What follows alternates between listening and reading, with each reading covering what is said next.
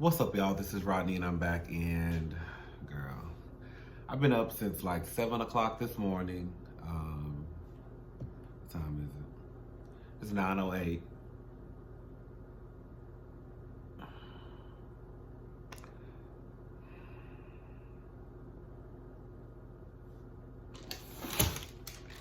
Anyways, let's go ahead and get into this review. I feel like I'm negative Nancy right now. I really don't have anything good to say about anybody. I feel like everybody was getting on my nerve. All that goddamn crying, I didn't understand it, where it was coming from. Maybe it was the editing. Y'all know how I feel about Love and Hip Hop Hollywood. I think the editing is horrible. It's like they chop pieces together and they leave pieces out, so it almost look like, it's like, where did this come from? How did this happen? You never know what really like led up to, you know, a certain scene. Anyway, so Zell is crying. Paris is crying. I don't get it. Lyrica was getting on my last goddamn nerve.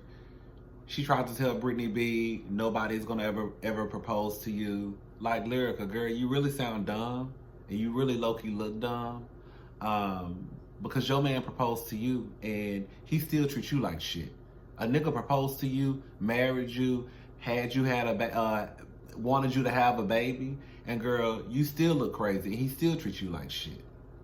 And you got the nerve to open up your motherfucking mouth and then say, I don't care how you treat. What did this bitch say?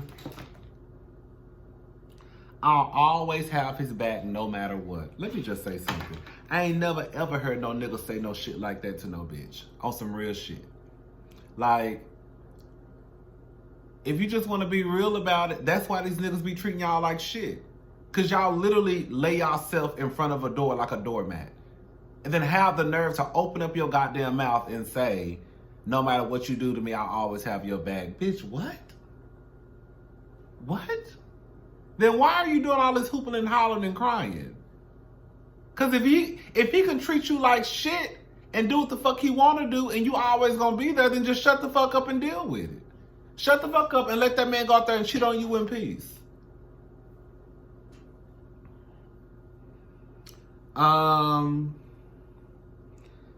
Then even when she said, my sis K doesn't even fuck with you like that, she was talking to Brittany B. Girl, does K fuck with you like that? Because last year K was part of the reason why you damn near halfway got a divorce. When she let the world know that you wanted to fuck her big dick friend Safari. So is K Michelle really your sis or your friend? Is Brittany B a fraud? I don't know. I'll say this much. I don't think she's lying about the Grammy nominations and all that stuff. Now, the whole music executive thing, I guess because in my head, when I think of like music executives, I think of like the Baby Faces and the L.A. Reids and the Clive Davises. And maybe that's like just too far-fetched, you know what I'm saying? But that's what I think about. And so when Brittany keeps saying that she's a music exec and I'm like, but then I look at you and you on Love and Hip Hop Hollywood arguing back and forth with people.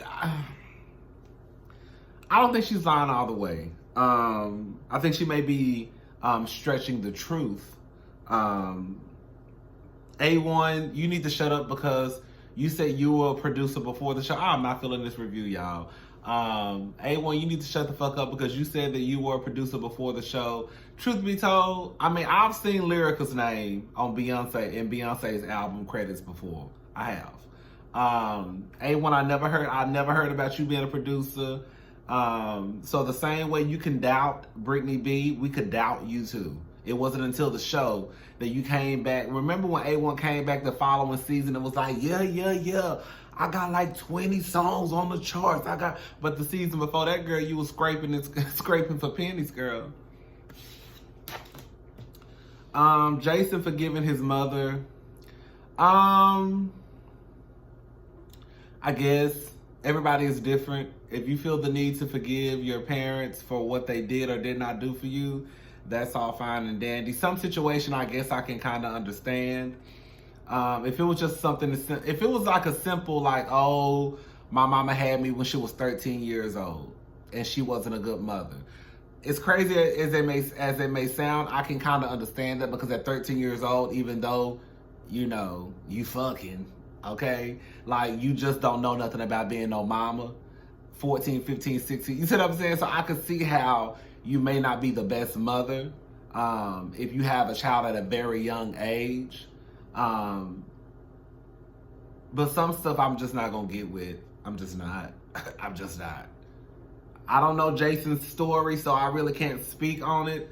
I know I heard him mention something about being sexually assaulted. I don't know. Like I said, the only thing I can really say, like, for example, like, for me, like, my mama got pregnant with me when she was, what, 16, I think? 16, 17, in high school, basically. My daddy was in high school, too. With that being said, like, I don't have a good relationship. I just don't have a relationship. That's what it is. Because I don't have a good or bad relationship with my daddy. But I just don't have a relationship. But he has 2 other sons from his, you know, his marriage. And I'm sure their relationship, their experience with him is maybe completely different than mine. So I think it's crazy. I think it's fucked up that some people think that you can't, if you say something negative, like, don't say nothing negative about my daddy. Well, the truth of the matter is, your daddy may have been a great father to you, but he was a piss poor father to her or to him or whomever. So you can't get mad at me for speaking the truth. Get mad at your daddy for not handling his motherfucking business. And even if he had you at a young age, bitch, y'all pushing 40 and 50. At some point in life, he should have said, you know what, let me try to build some type of relationship with this girl, or, you know, with my daughter, or with my son, or whatever the case may be. Anyways,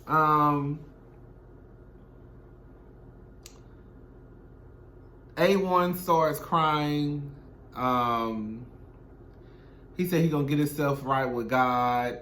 Lyrica says, you know, it's been 10 years.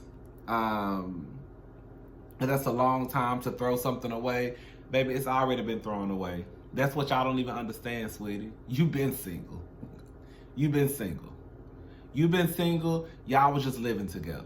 Girl, y'all go listen to Jill Scott. What's that song called, Jill Scott? 'Cause I'm lonely whenever you're around.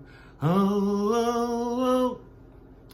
What happened to the wonderful things we had? Seems like you're missing in action. And I'm tired. I'm tired, I'm tired. I'm tired, I'm tired, I'm tired, I'm tired. I don't want to lose this good life, but I ain't scared. If I'm gonna be the only one participating in this, 'cause I'm lonely whenever you're around. Yeah. 'Cause I'm lonely whenever you're around. Baby, that's that real shit. Lyrical, baby, you don't even know, girl, you lonely whenever he around, girl. Your man be right there beside you and you still lonely. Ain't that some bullshit? Y'all be really hanging on to these relationships. Moniece is leaving the show. I'm sure Moniece is probably gonna be back. I don't want to be negative, Nancy. I know girl, you've been negative for the last 10 minutes. So why try to change it now? Moniece, girl, music may not just be for you. This is how I look at it. Moniece has been on this show for a very long time, okay? And I look at it, when you are on these reality shows, whether it's Married to Medicine, Love and Hip Hop, Real Housewives of Atlanta, when you are on these successful reality TV shows, not those reality TV shows that last for a season or two and then, you know, they're gone after that. But when you're on these hit reality TV shows and you are you're a face of this franchise, right? If whatever you're trying to work on or whatever you're trying to put out, if it hasn't popped off by now, baby, it ain't gonna pop off. Music may not be for you, Moniece. You may love music. Maybe you need to take a different route in music. Maybe you should work behind the scenes, because working in front of the scenes is not working for you. And I really do feel like after 2 or 3 seasons, if you really were on here to do your music, after 2 or 3 seasons, like Cardi B, like K Michelle, we would have heard something from you. But the simple fact that you have music out there, and I think albums out there that nobody is really paying attention to, it says a lot, especially with you being on one of a hit TV show. So maybe all I'm saying is at the end of the day, whatever you say you want to do, if you can't make it happen and you've been on this hit show for what, 5, 6, 7, 8 seasons, floating around from Atlanta, floating around to Hollywood, messing with motherfuckers from New York, rich dollars. If you can't make whatever you want to happen within these seasons that you've been, it ain't gonna happen. It ain't gonna happen. Because now your face is not even out there. If you couldn't make it happen while your face is out there in front of millions of people, you're not gonna make it happen when you off the camera and ain't nobody paying attention to you. That might sound fucked up, but that's just how I see it. That's it. Girl, I'm really tired of working, y'all. That's what it is. And we're gonna have to do something different for 2020 because clearly I'm not happy. And you are in control of your happiness. That's how I look at it sometimes. And if I'm not happy, I need to do something about it, right? Yeah, because this job is not for me. I'm sick and tired. Okay. So, yeah. All right, y'all. I'll talk to y'all later. Bye.